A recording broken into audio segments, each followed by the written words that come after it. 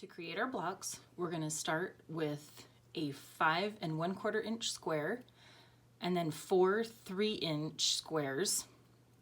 I'm going to draw a line diagonal across on each of my 4 squares, and then I'm going to place my 5 1/4 inch square right side up. Then I'm going to take 2 of my colored squares. I'm going to place them right sides together against my white fabric, and I'm going to line up my traced line here. I'm going to pin these in place, and then I'm going to take them to my sewing machine, and I'm going to sew on either side of this traced line using a scant 1/4 inch seam allowance. Now I'm going to cut apart my unit right along that traced line.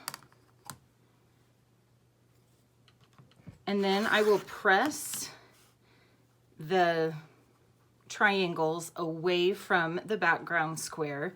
The seam allowance should go towards the colored squares.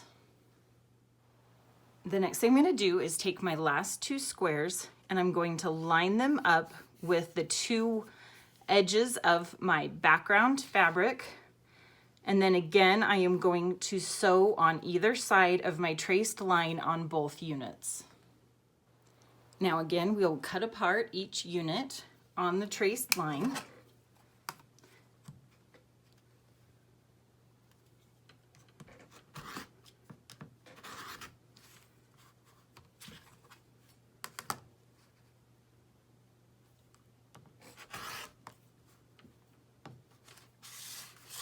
And then we will again press the fabric away from the white background fabric with the seam allowance toward the colored triangle.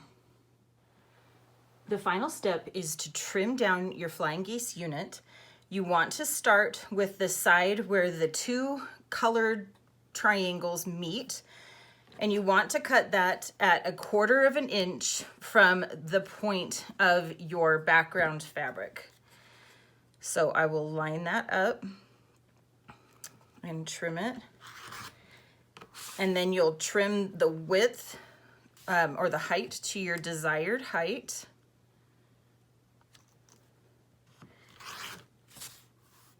And then you will trim the 2 sides to the size that you want.